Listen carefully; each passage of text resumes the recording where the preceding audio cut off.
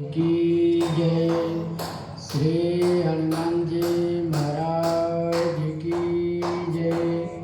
श्री सद्गुरुदेव भगवान की जय। सब संतन की जय। भक्ति भक्ति भगवंत गुरु चतुर्णाम बपुए तिनके पद बंधन किए नास विगृहणे सीतानाथ समारंभा रामानंदाचार्य मध्यमाम् अस्मदाचार्य पर्यन्तां वन्दे गुरु परम्पराम्। शान्तं शाश्वतं प्रमेयनघं गिरिवां शान्तिप्रदं ब्रह्माशम्भुपणेदिमनिशं वेदान्तवेदं विभुं रामाख्यं जगदीश्वरं सुरगुरुमायामनुजं हरिं वन्देऽहं रघुवरं गोपाल चूडामणिं नीलाम्बुजश्यामलकोमलाङ्गं सीता समारोपितवामिवागम् पाणौ महासायकिचारुचापं नमामि रामं रघुवंशनाथम्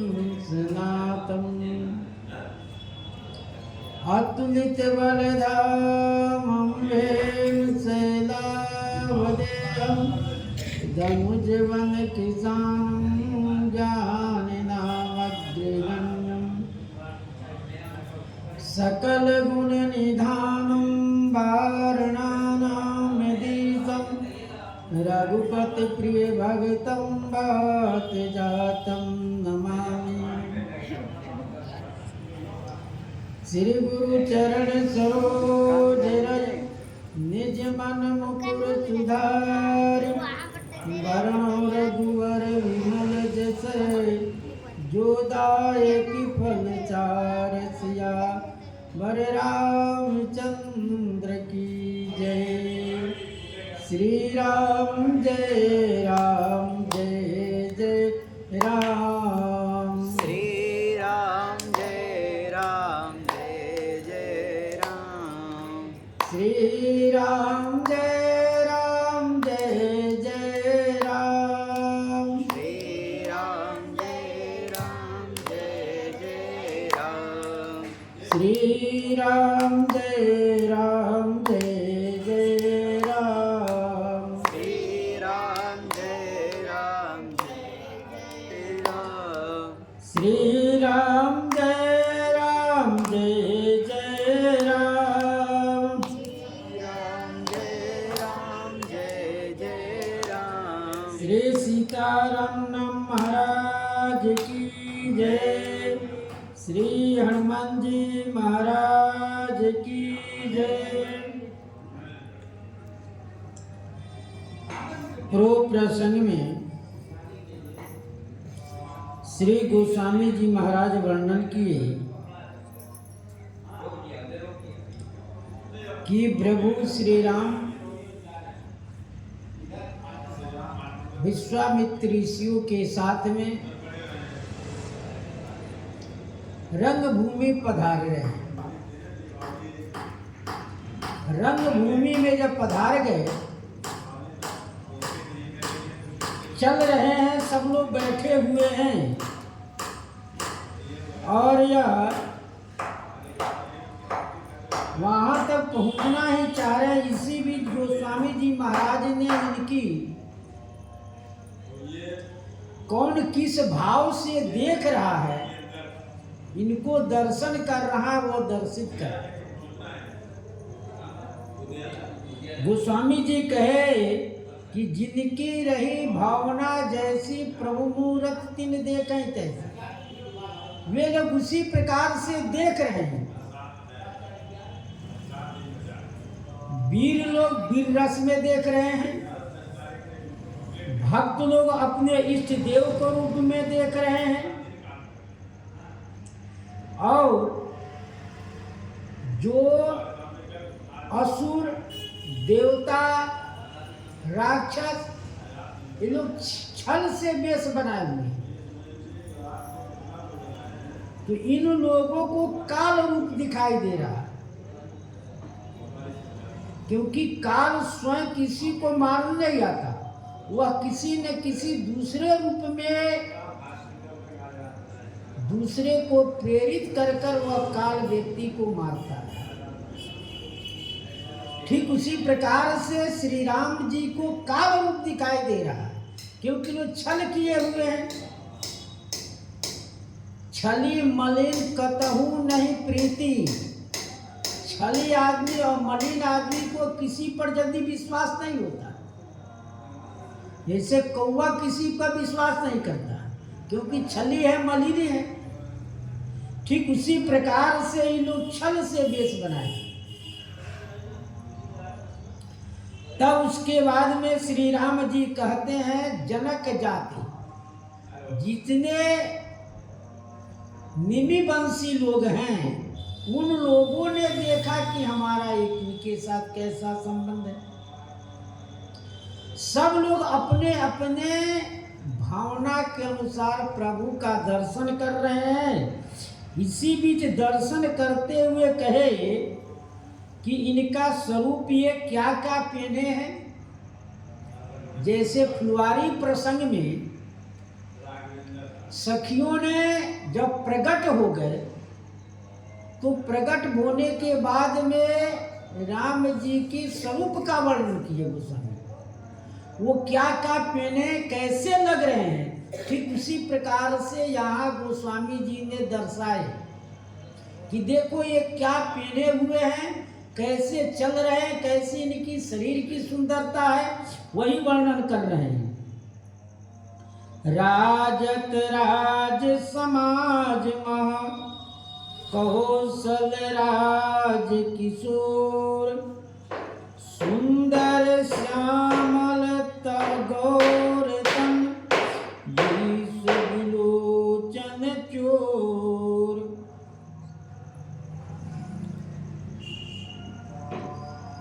राजत राज समाज मह कौशल राज किशोर, कौशल राज किशोर समाज में विराजमान है, सुशोभित हो रहे। सुंदर श्यामल गौर, इनके गौर और श्याम वर्ण के सुंदर तन है। ये विश्व के लोचन के चूर है, क्योंकि 14 विद्याओं में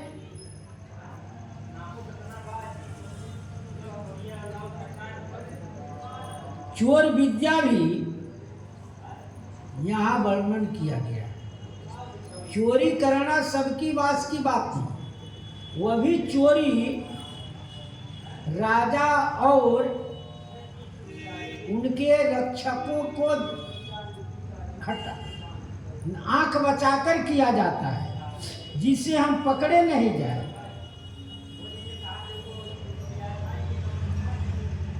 और ये कैसे चोर हैं? चोर को सबसे बड़ी विद्या यही है कि आंख का काजल भी चुरा लेते, ये ऐसे चोर हैं। इतना ही नहीं, वे तो उससे भी बढ़कर है कि विश्व को आंखों को चुरा लेते हैं। चोर जो है अंधेरे में राजा और उनके रक्षक कर्मचारियों के छिपाकर चोरी करता है, लेकिन भगवान ऐसे हैं जो भरी सभा में सबके नेत्र को चुरा लेते हैं।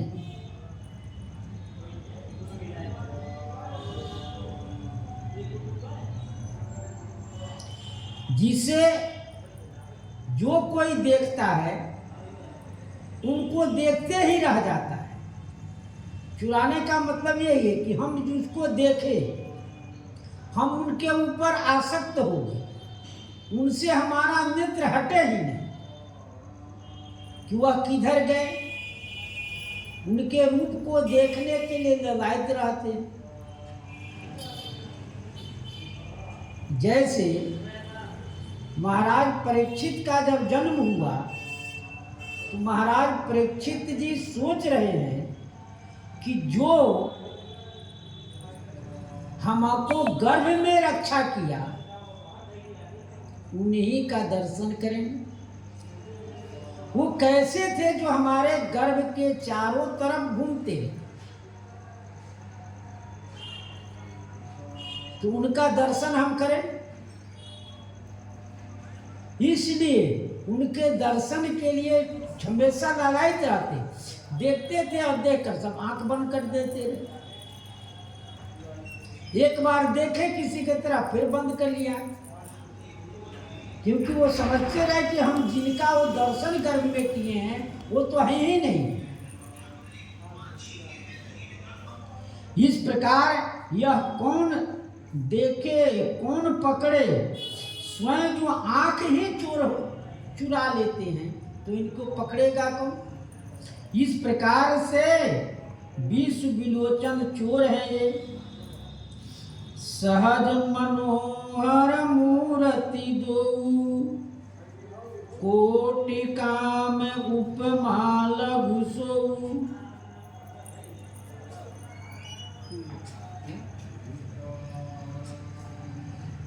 सहज मनोहर मूर्ति दो, कोटि काम उपमा लघु सोऊ।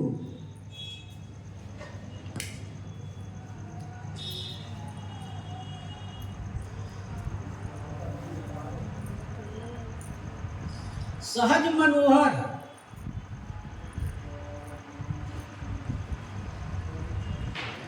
ये स्वाभाविक जो मूर्ति दोनों हैं ये मनोहर है, जो मन को हरने वाले हैं, इतने सुंदर है। तो कहते हैं कैसे, उपमा देते हैं, कोटि काम उपमा लघु सोऊ। वह कामदेव सुंदर है लेकिन करोड़ों कामदेव तुच्छ है। ऐसी सुंदरता पर करोड़ों कामदेव तुच्छ हैं। शरद चंद निंदक मुखिनी के नीरज नयन भावते जी के। शरद चंद निंदक मुखनी के, शरद की चंद्रमा जो है इनके अच्छे मुख पर निंदित हो जाती है। चंद्रमा सुंदर हैं लेकिन भगवान के मुख के उपमा देने पर उनके भी निंदा हो जाती है। वो ऐसे सुंदर हैं लेकिन भगवान के मुख के सामने वह भी फीका हो जाते हैं। नीरज नयन भावते जी के, नीरज नयन भावते जी के, नील नेत्र को जिनको हृदय में प्यारे हैं, ऐसे प्यारे हैं कि नील कमल के समान, नील कमल जो नेत्र है इनको हृदय में भार, उनके हृदय में उनका प्रेम प्रफुल्लित हो गया। चितवन चारु मार मन हरनी, भावत हृदय जात नहीं बरनी। चितवन चारु मार मन हरनी,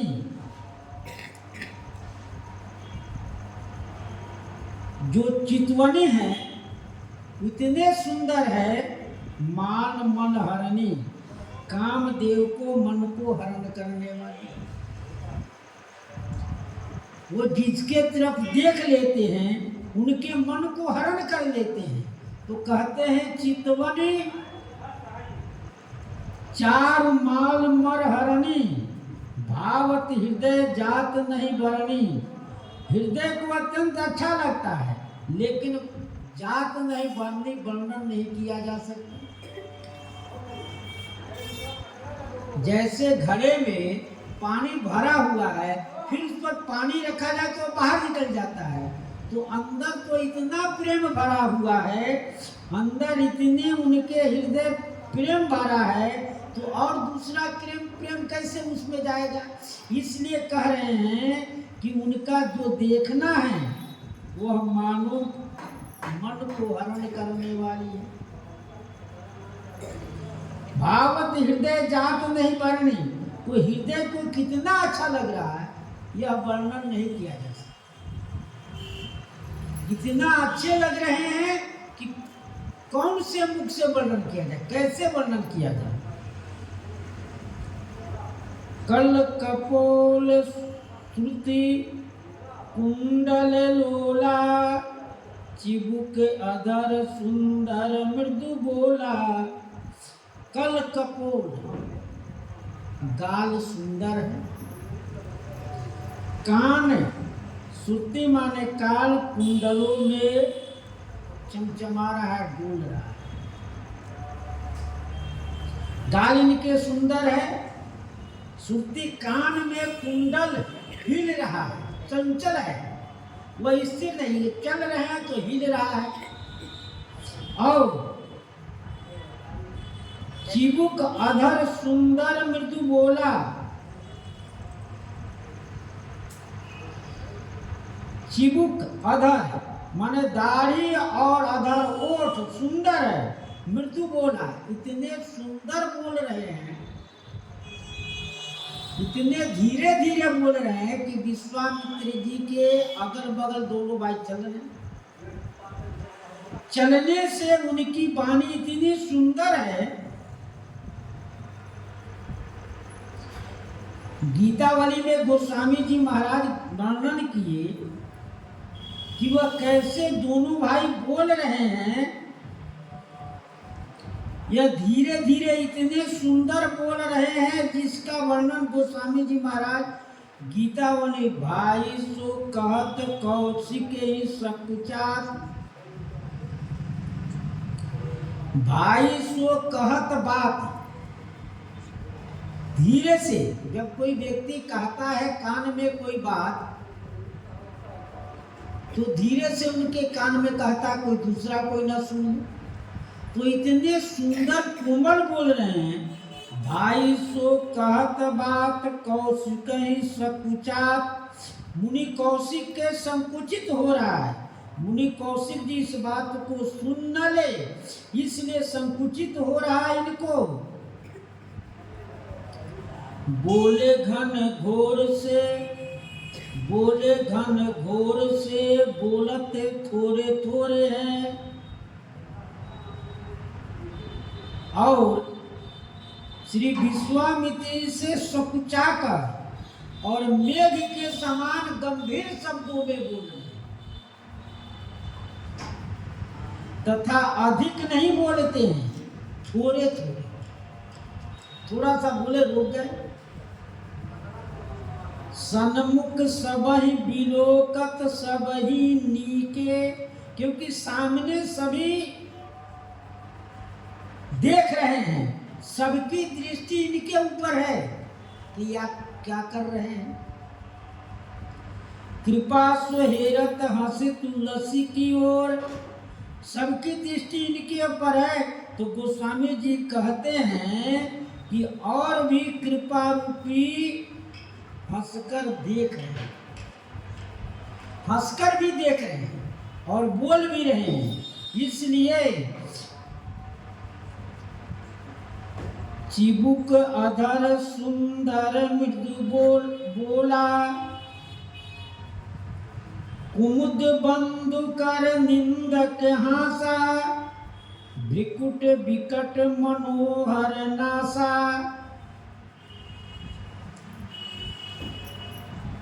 कुमुद बंधु कर निंदक हासा। कुमुद बंधु माने चंद्रमा। कुमुद जो फूल है चंद्रमा के उदय होने से रात्रि में खिलता है,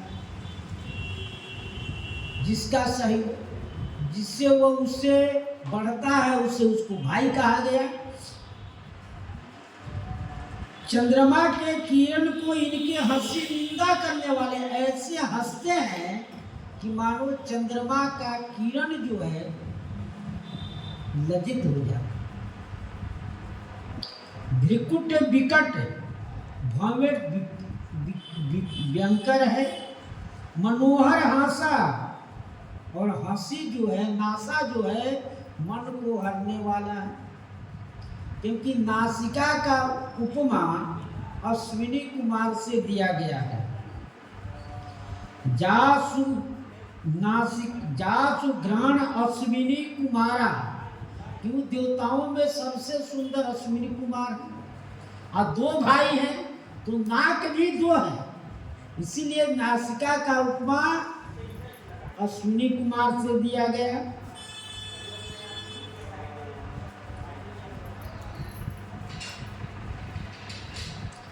भाल विशाल तिलक झलकाही, कच्छ बिलो की अली अवली लजाही। भाल विशाल ऊर्ध्वकुल तिलक किए हुए हैं और भाल चौड़ी है। भाल जब चौड़ी रहता तो तिलक करने में बनता। भाल विशाल, इतने विशाल भाल है कि तिलक करने में भी बनता।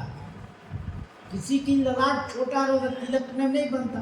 तो भाल विशाल तिलक झलकाई, उस पर तिलक झलक रहा है, तिलक जो है उस पर चमक रहा है। कच्छ बिलोक अली अवली लजाही, केश को देकर अवली भ्रमर के पंक्ति जो है लज्जित हो जाए। केश घुंघराले हैं,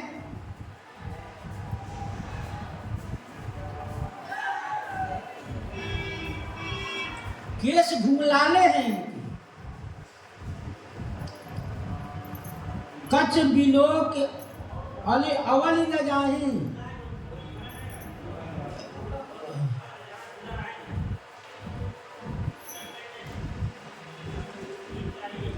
कच्छ बिलोक केश को देकर भ्रमर की पंक्तियां लज्जित हो जाती। भ्रमर सुंदर है, टेढ़े मेढ़े हैं, काले हैं, उसी प्रकार से इनका केश भी काले है। और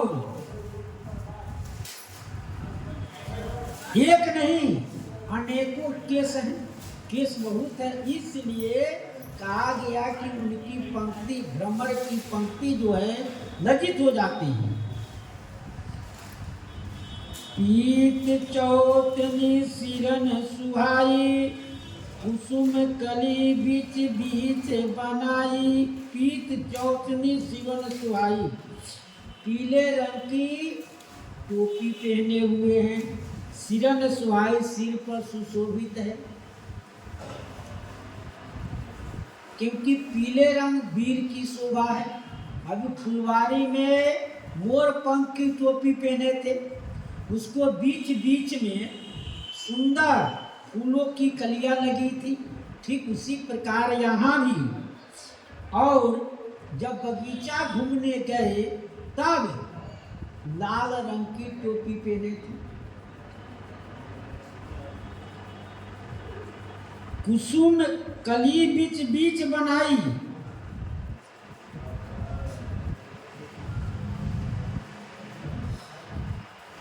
बीच बीच में सुंदर फूलों की कलियां लगा दे। पीले पर लाल रंग के अनेकों रंग के प्रकार की फूल की कलियां चारों तरफ लगा दिए, जिससे अधिक सुंदर दिखाई दे। कुसुम कली बीच बीच बनाई, बीच बीच में वह कुसुम के फूलों की कलियां लगा दिया गया। रेख रुचिर कंबु कल गीवा, जानो त्रिभुवन सुख महा की सीवा। रेख रुचिर कल कंबु कल ग्रीवा, जो कंठ है वह शंख के तरह पुष्ट सफेद और रेखा युक्त है।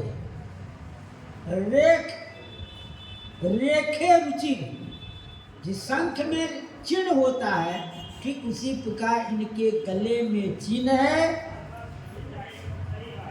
कमुकल, शंख सुंदर है।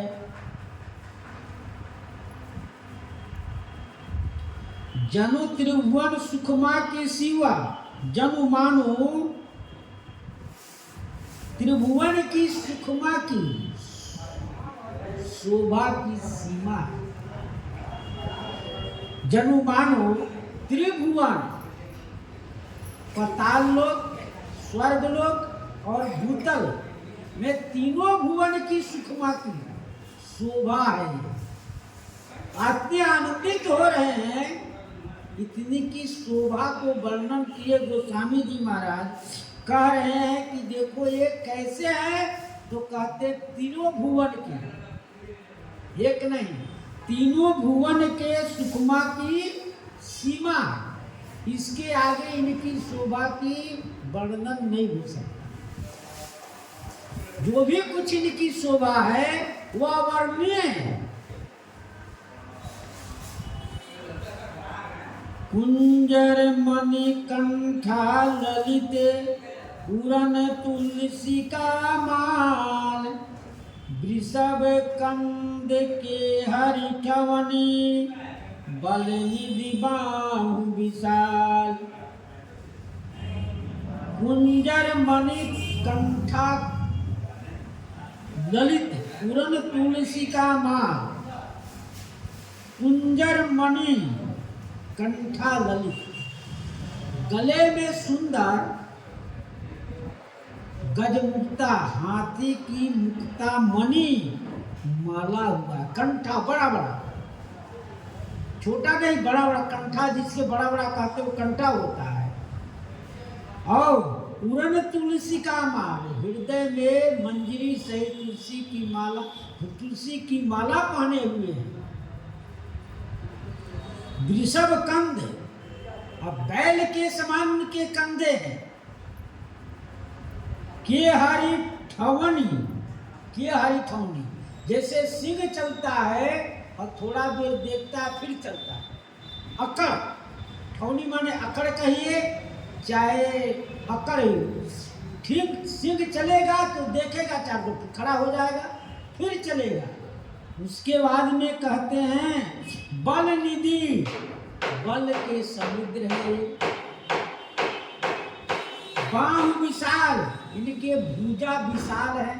इतने भुजा विशाल है कि इसमें शिव धनुष भी समा गया। कुंजर मणि कंठा ललित, गजमुक्ता जो है हाथी की मणियों की माला गले में पहने हुए। यह जो राजकुमार की है, ये राजकुमार की शोभा।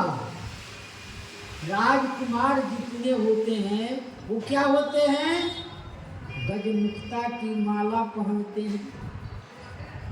और पूरन तुलसी का माल, हृदय पर तुलसी के माला पहने हुए। ये ऋषि मुनियों का शोभा है। ऋषि मुनि जितने महात्मा हैं तो क्या है, तुलसी के माला पहने होते हैं। पूरन तुलसी का माल, ये दोनों चिन्ह, एक तो राजकुमार का चिन्ह है, गजमुक्ता मणि राजकुमार के चिन्ह है, और तुलसी का माल, तुलसी के जो माला पहने हुए हैं, ये जो है ऋषि मुनियों का चिन्ह है। इसे ही देखकर श्री जनक जी ने श्री विश्वामित्र से पूछे कि मुनिकुल तिलक के निपुकुल पालक ये कौन है? इनकी शोभा वेश देकर, इनका पहनावा देकर, इनकी वेश देकर तो राजकुमार लगते हैं, और जो ये धारण किए हैं ये ऋषि मुनियों का है, ये ऋषि मुनियों का है। तो ये ऋषि मुनियों धारण करते हैं। इस प्रकार से दोनों इनमें सुशोभित हो रहा है। वृषभ कंधे, बैल के समान इनके कंधे मजबूत है। बैल जो है उनका कंधा लंबा होता है और मजबूत होता है, वो हल भी चलाता है। बैलगाड़ी भी के उसके ऊपर होता है, कितना बोझा लेकर बैलगाड़ी के चल सकता है। हल में तो कम मेहनत होता है, हल में भी खेत जोतने में उसको कम परिश्रम है, लेकिन बैलगाड़ी में जब वह चलता है तो कितने भार ओजन लेकर वह चलता है, इसलिए उसका कंधा मजबूत है। सिंह की हरी ठमनी, सिंह जो है निर्भय है, निडर रहता है। कुछ चलेगा, कुछ देर के बाद फिर रुक जाएगा, फिर उधर उधर देखेगा, फिर चलेगा। यही उसकी ठौनी है, अक्कड़। और सिंह किसी से भयभीत नहीं होता है। इसी प्रकार श्री अंगद जी रावण के सभा में जब गए तो सभी लोग उठकर खड़े हो गए, और इतना ही नहीं, प्रभु के प्रताप को समझकर सिंह के समान वह दहाड़ते हैं। सिंह दहाड़ता है, निर्भय होता है। ठीक उसी प्रकार से श्री अंगद जी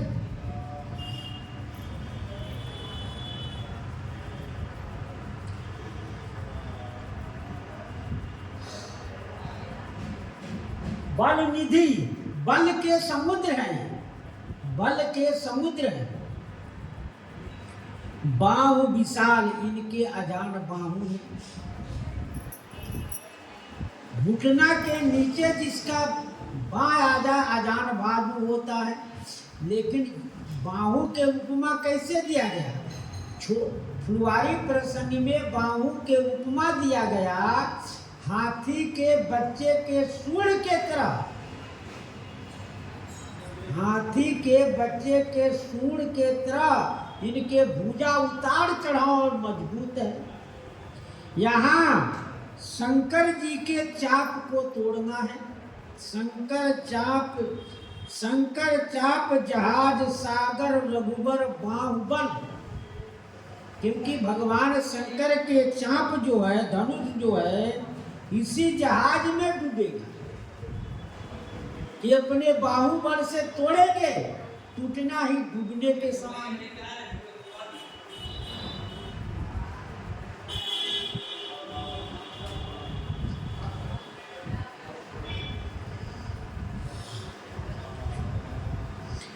कटी टुनीर पीत पट बांधे, कर सर धनुष बाम कर कांधे। कटी तुनीर पीठ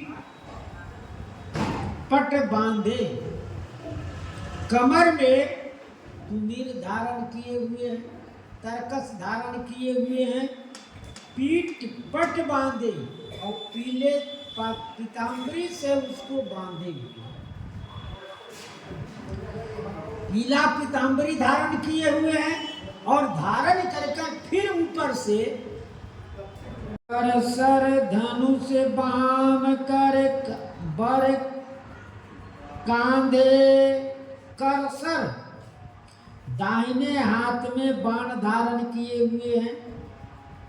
कर सर, हाथ में बाण धारण किए हुए हैं और धनुष बाम बर कांधे और बाएं कंधे पर श्रेष्ठ, बाएं कंधे पर क्या धारण किए हुए हैं? धनुष धारण। दाहिने हाथ में बाण लिए हुए हैं और बाएं कंधे पर धनुष धारण किए। क्योंकि तर्कस की भी बाण कहाँ रहता है? दाहिने की तरफ खींचा जाता है। बाएं से धनुष निकाले और उठाकर प्रतंचा चढ़ा दिए, तो इसलिए करसर धनुष बाम बर कांधे, श्रेष्ठ कांधे पर धनुष बाण धारण किए हुए हैं। पीत जनेऊ पे बीत सुहाए, नक सिख मंजू महा छवि छाए। पीत जनेऊ, पीत जनेऊ उपबीत सुहाए, पीले रंग के जनेऊ सुंदर है। नखसिक महा छवि छाए, नख से शिखा तक सुंदर महा छवि छाए हुए, छाए हुए ऊपर, यानी कहा जाए कि छाए हुए हैं, माने उन पर पूरा न्यौछावर हो गया है। नख से शिखा तक गोस्वामी जी महाराज कटी तक बंधन किए। गाल के, नाक के, आंख के, ललाट के, बंदर मुख के, दाढ़ी के, छाती के और बाहों के बंधन किए और अंत में आकर कटी, ग्रीव, गले का, गले के उपमा संग से दिया गया। और उसके बाद में कहते नक्सिक मंजू महाछवि चाय, कमर तक वर्णन हुआ। कमर तक वर्णन के बाद में चरण है, क्योंकि कमर में धनुष बाण, तीर धनुष लिए हुए हैं।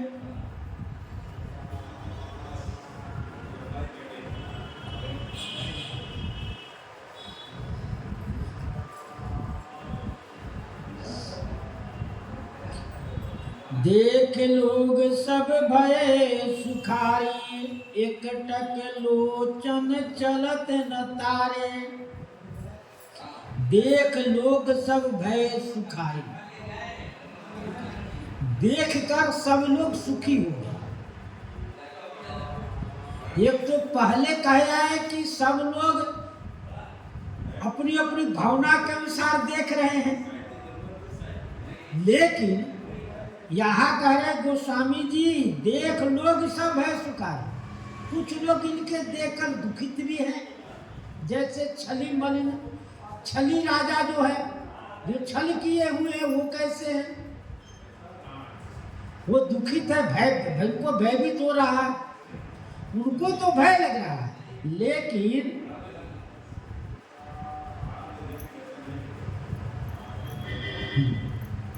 नकसिक मंजू महाछवि छाए, यहाँ तक तो कह दिए। और सहज मनोहर मूर्ति दोऊ कोटि काम उपमा लघु सोबू। यहाँ से लेकर यहाँ तक नक्सिक मंजू महाछवि छाए, इनकी सुंदरता को देखकर सब लोग प्रफुल्लित हैं। एक टक लोचन चलत न तारे, एक टके लोचन लगा लिए, भाव नहीं गिर रहा है।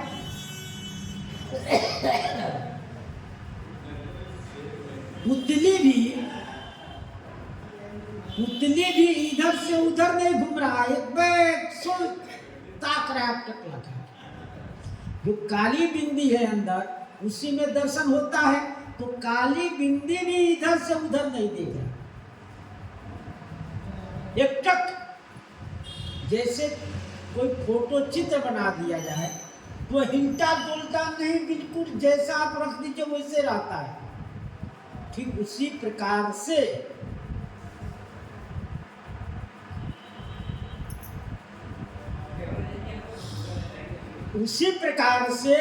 नेत्र बिल्कुल जहां जो व्यक्ति खड़ा है उसकी एक टक्की लगाकर सब देख रहे हैं राम जी की तरफ। हर से जनक देख दो भाई, मुनिपद कमल गए तब जाई। वहां पहले से जनक जी उपस्थित थे, इनकी सेवा के लिए, स्वागत के लिए पहले से उपस्थित थे। हर से जनक देख दो भाई, दोनों भाई को देखकर श्री जनक जी बहुत प्रसन्न, क्योंकि इनकी इच्छा थी कि धनुष वही व्यक्ति तोड़ेगा, तो इनको अब विश्वास हो गया। इनकी सुंदरता, इनकी छवि, इनका सौंदर्य देखकर श्री जनक जी महाराज को विश्वास हो गया कि नहीं, यही तोड़ेंगे और कोई दूसरा नहीं तोड़ सकता।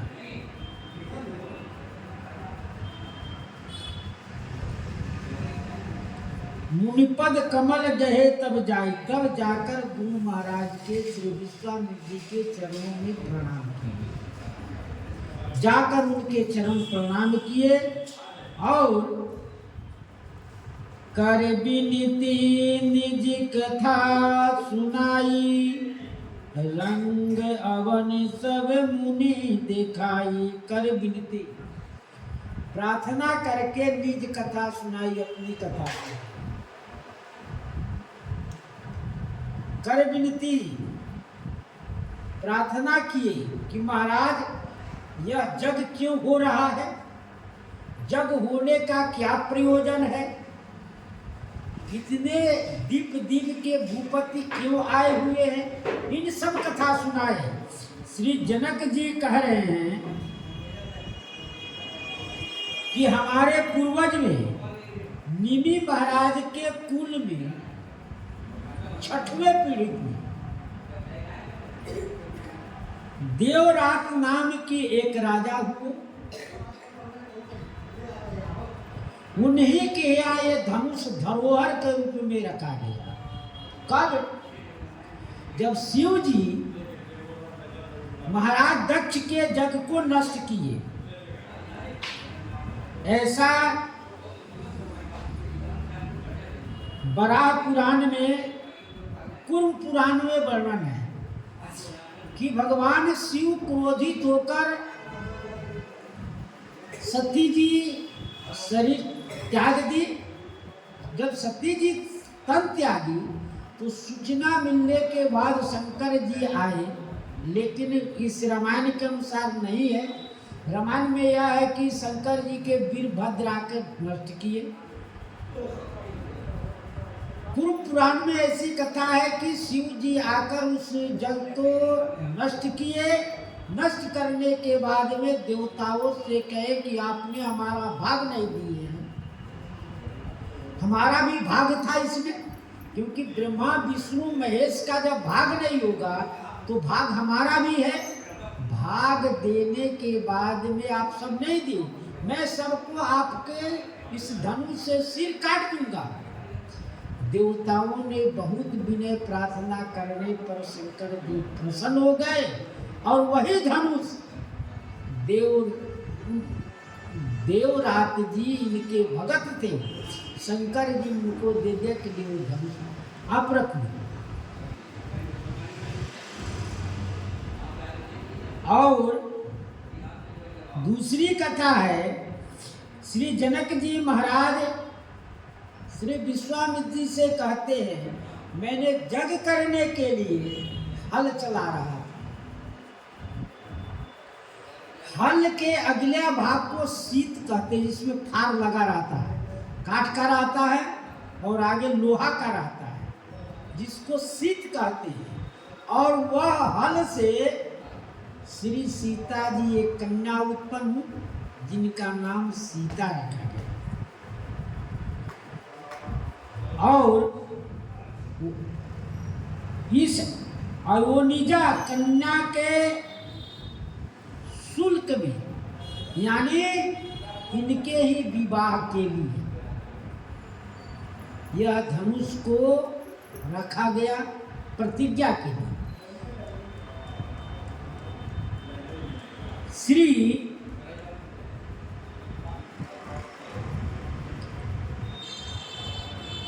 इस धनुष को दूसरी बात अध्यात्म रामायण में वर्णन है।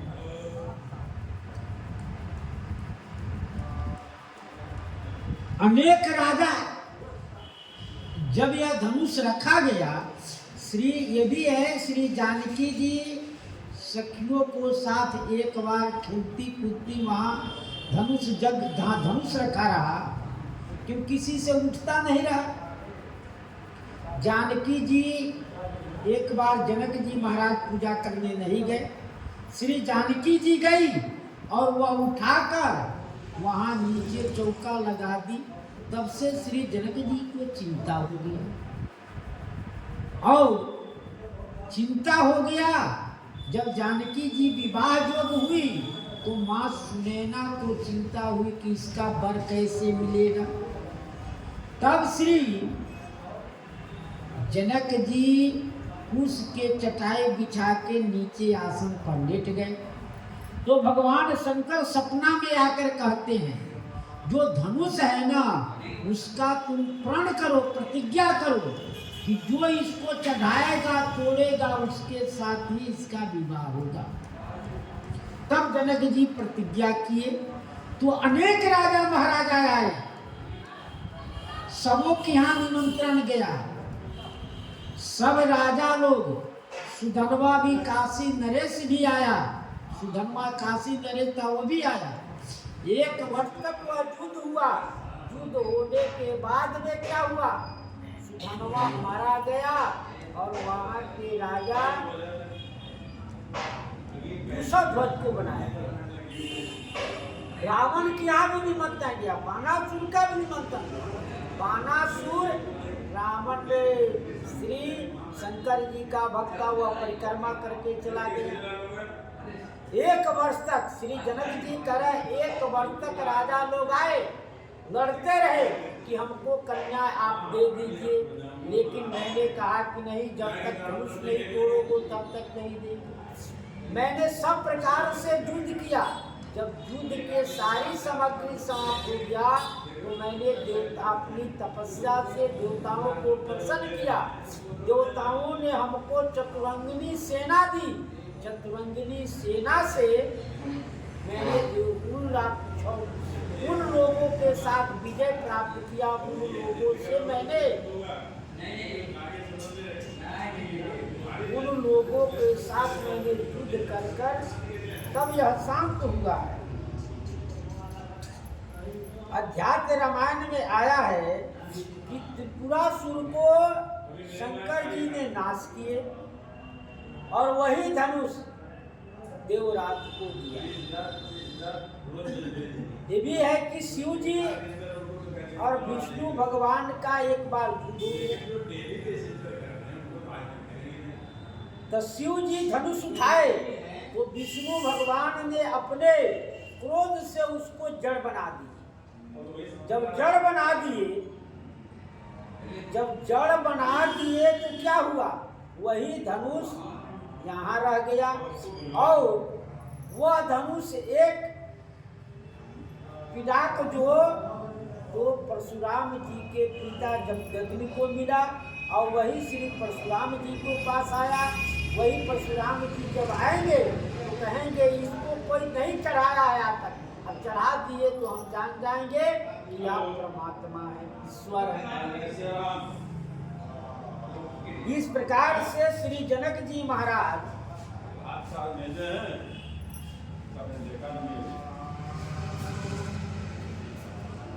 कथा सुनाए। कथा सुनाकर कर विनती निज कथा सुनाई, रंग अवनि सब मुनि ही दुखाए।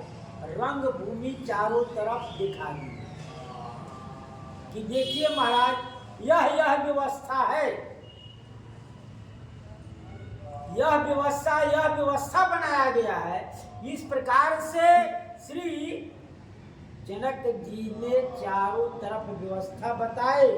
इन लोगों को बैठने की व्यवस्था है। तब जहाँ जहाँ जाई कुंवर दो भाई, जहाँ जहाँ दोनों कुंवर जाते हैं ताता चकित चितो सब कोई, क्योंकि विश्वा जनक जी महाराज पूरी सभा बैठी हुई है, कोई खड़ा नहीं है। जनक जी महाराज उनका स्वागत किए, रंगभूमि जब पधारे तब अब श्री जनक जी घूम घूम कर बता रहे हैं सारी व्यवस्था। पहले कथा सुना दिए, यह धनुष कैसा है, इससे प्रण किया गया, क्यों इनको प्रण किया गया, और आपके पास निमंत्रण इसीलिए भेजा गया कि आप त्रिकालदर्शी हैं, आप ईश्वर को पहचानते हैं, जानते हैं, इसीलिए आपके पास निमंत्रण भेजा गया कि यह आप ईश्वर को पहचानेंगे और कुशल पूर्वक शादी विवाह हो जाए। चारों तरफ दिखा रहे हैं, तो जहां जहां जाए कुंवर बर दो श्रेष्ठ, कुंवर दोनों जहां जहां जिधर जिधर जा रहे हैं, कहता चितो चकित चितो सबको, आश्चर्यचकित होकर सब देख रहे हैं। पूरे कोई खड़ा नहीं हो रहा है, क्योंकि ऐसी व्यवस्था है, खड़ा होने की कोई जरूरत नहीं है, क्योंकि सीढ़ी नुमा मंच बना हुआ है। सीढ़ी नुमा मंच बना, पहले नीचा फिर ऊपर सीढ़ी रहता है, ठीक उसी प्रकार से सीढ़ी नुमा मंच बना हुआ है। तो मंच जब सीढ़ी नुमा है तो इस पर किसी को खड़ा होने की जरूरत नहीं है, और नीचे मंच नीचे घूम रहे हैं। जनक जी महाराज विश्वामित्र जी के साथ नीचे घूम रहे हैं, चारों तरफ घूम रहे हैं।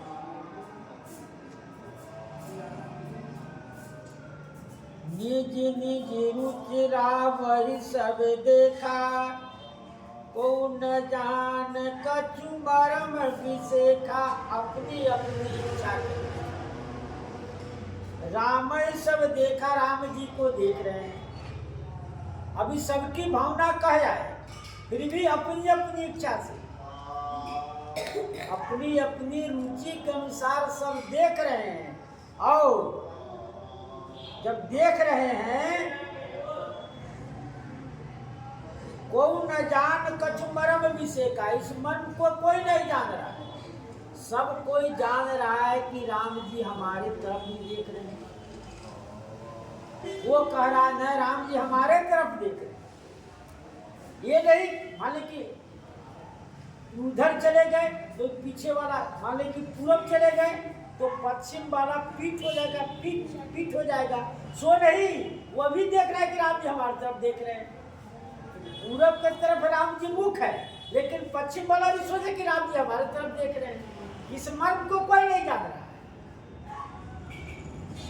सबको यही समझ रहे हैं कि राम जी हमारे तरफ देख रहे हैं, लेकिन मुंह तो राम जी का पूरब है।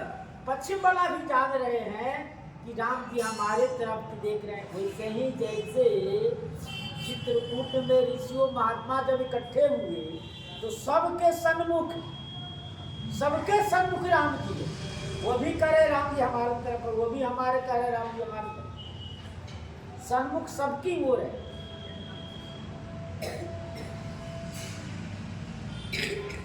भली रचना निप मुनि सन कहू, राजा मुदित महा सुख लहू। भली रचना मुनि निप सन कहू, मुनि ने महाराज श्री जनक जी से कहे बहुत अच्छे रचना, क्योंकि विश्वामित्र जी त्रिशंकु राजा के लिए दूसरा स्वर्ग बना दी, वो दूसरे स्वर्ग की रचना कर दिए। भली रचना मुनि सन निप कहू, हे राजन बहुत अच्छा रचना है यह आपकी, बहुत अच्छी, यह बहुत अच्छी रचना है यार। बनावट बहुत अच्छा है, बहुत आनंदित है, सबको सुख मिल रहा है आपकी बनावट से। राजा मुदित महासुख ले, राजा प्रसन्न हो गए, राजा महाराजा इतने प्रसन्न हो गए कि महासुख एक सुख होता है, महासुख की प्राप्ति हुई राजा। राजा ऐसे प्रसन्न हो गए। सब मंचन ते मंच एक सुंदर विशद विशाल, मुनि समेत दो बंधु बैठा रे महिपाल। सब मंचन ते मंच,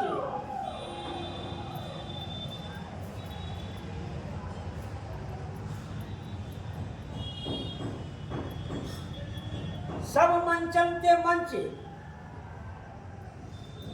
सब मंचों में सबसे सुंदर एक उज्जवल और सबसे ऊंचा मंच बना था। इसलिए बना था कि जो रोज राजा लोग जो धनुष तोड़ेगा उसी के उसको इस पर बैठाया जाए।